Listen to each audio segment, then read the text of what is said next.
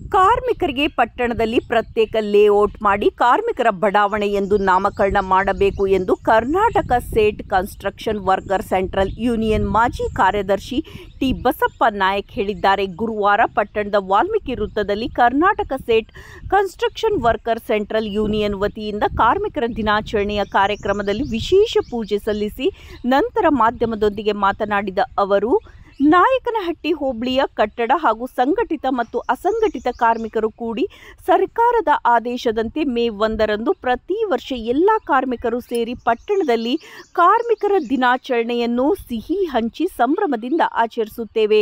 ಕಾರ್ಮಿಕರಿಗೆ ಇತ್ತೀಚಿನ ದಿನಗಳಲ್ಲಿ ಸರ್ಕಾರ ಅನೇಕ ಸೌಲಭ್ಯಗಳನ್ನು ನೀಡುತ್ತದೆ. ಆದರೆ ಗ್ರಾಮೀಣ ಪಟ್ಟಣದ ಪ್ರದೇಶದ ಕಾರ್ಮಿಕರಿಗೆ ನಿವೇಶನ ಇಲ್ಲ.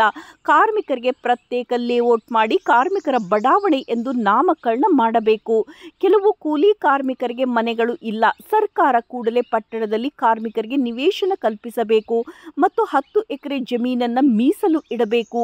ಕಾರ್ಮಿಕರು ಪಟ್ಟಣದಲ್ಲಿ ಸಣ್ಣ ಪುಟ್ಟ ಮನೆಗಳನ್ನು ಕಟ್ಟಿಕೊಂಡಿದ್ದಾರೆ. ಆದರೆ ಸರ್ಕಾರ ಅಕ್ರಮ ಸಕ್ರಮ ಯೋಜನೆ ಅಡಿ ಪಟ್ಟಣದಲ್ಲಿ 1 ಲಕ್ಷದಿಂದ 2 ಲಕ್ಷದವರೆಗೆ ಕಂದಾಯ ಹಣವನ್ನು ಪಟ್ಟಣ ಪಂಚಾಯಿತಿಯಲ್ಲಿ ಕಟ್ಟಬೇಕು. ಆದ್ದರಿಂದ ಕಾರ್ಮಿಕರಿಗೆ ಸರ್ಕಾರ ಕಂದಾಯದಲ್ಲಿ ಪರ್ಸೆಂಟೇಜ್ ಕಡಿಮೆ ಮಾಡಬೇಕು, ಶೇಕಡ 10% ಡಿಸ್ಕೌಂಟ್ ಕೊಡಬೇಕು ಎಂದು ಪಟ್ಟಣ ಪಂಚಾಯಿತಿಯ ಅಧ್ಯಕ್ಷರಿಗೆ ಮುಖ್ಯ ಅಧಿಕಾರಿಗಳಲ್ಲಿ ಮನವಿ ಮಾಡುತ್ತೇನೆ ಎಂದರು. ಇದೇ ವೇಳೆ Karnataka state construction worker central union ಅಧ್ಯಕ್ಷ ಬಿ ತಿಪ್ಪೇಸ್ವಾಮಿ ಮಾತನಾಡಿದರು. ಪ್ರತಿ ವರ್ಷ ಮೇ 1ರಂದು ಕಾರ್ಮಿಕರ ದಿನಾಚರಣೆ ಆಚರಿಸುತ್ತೇವೆ ಎಂದರು.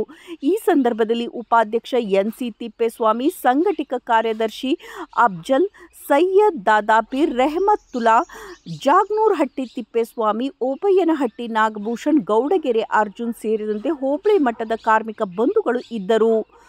ವರದಿ ಕೆಟಿ ಓಬಳೇಶ್, ನಲಗೇತನಹಟ್ಟಿ.